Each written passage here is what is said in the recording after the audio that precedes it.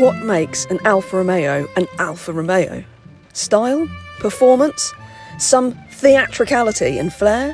How can all of this subjective, intangible stuff apply to an electric compact crossover? Well, that is the question that we are trying to answer today here at the Alfa Romeo Junior International launch at Alfa's historic Balocco test track. It's a real kind of privilege to be here. It's such an amazing place.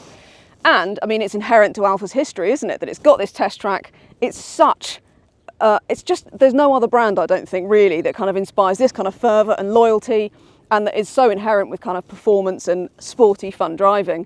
So how does that translate to a compact, sub 4.2 metre long electric crossover that we know is going to share many of its parts with other cars?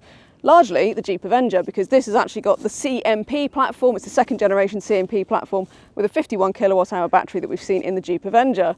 So we know there's lots of shared parts. So is it still going to be a proper Alfa Romeo? I mean, I think, you know, Alfa's really tried very hard to make it look like an Alfa, to give it that sort of spark to the styling. Obviously at the front you've got that classic V shape to the grille.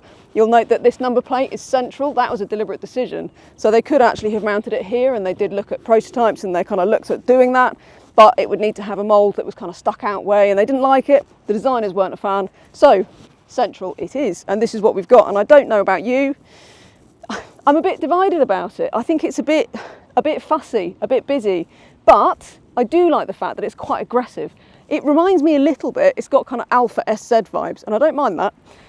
So I think it's kind of cool, even if I have to say I don't think it's pretty. But I think it is an Alfa Romeo, and that's pretty cool. And I like aspects like you've got these quite flared arches here. It looks kind of got a proper stance. It's got that sports stance, and that's what you want. And I mean, I don't know if you'll be able to see it, but if you actually get up close with one of these and look at the front wheels, you can see the negative camber on the wheels. And that is a good sign that they mean business with the handling of this car. And that is the case, because it's not just, you know, a more powerful Junior.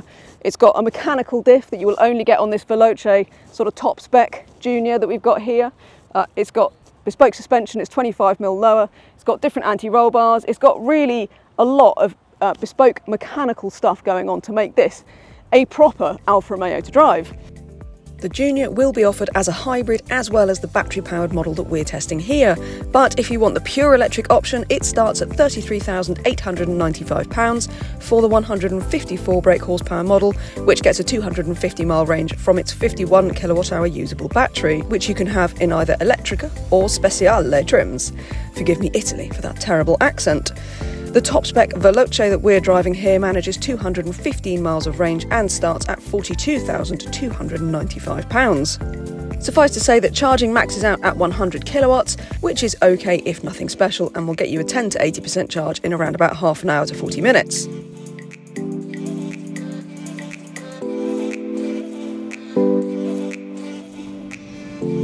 So, here we are at Balocco, Alfa's historic test track, and we've been given access to the Lunga track, so the long track, which I don't think anybody outside Alfa Romeo has driven on since the early 1960s, so this is quite special.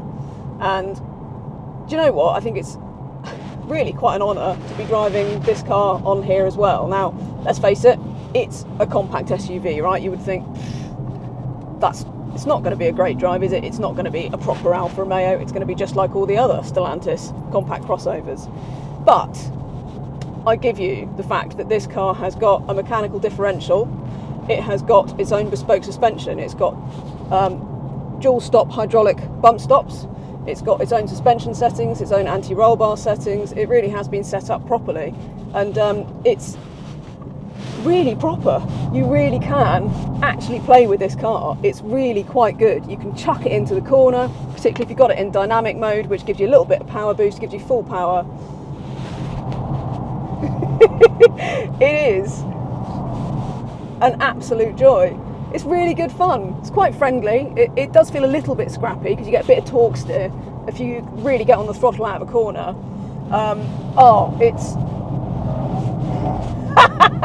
It's a joy. I love it.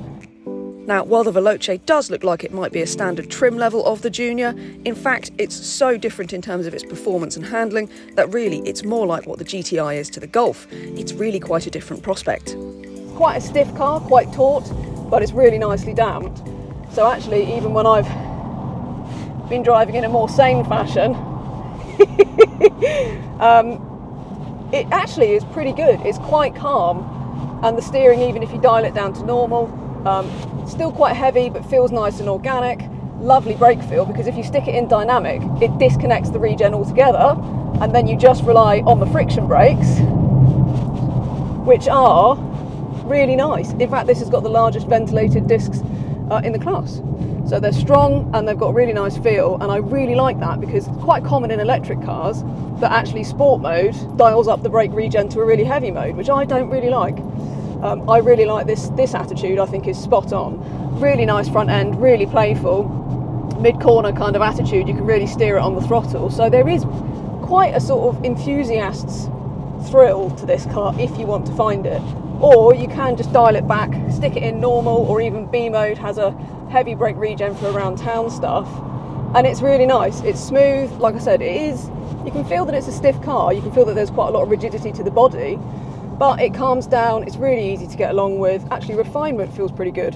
It's a bit dark in this cabin, and I have to say, visibility, you know, these massive wings and this big A-pillar, I think kind of perhaps not the greatest forward visibility. So there are little niggles to this car. I would actually probably like an extra in the middle brake regen mode and some paddles to control it.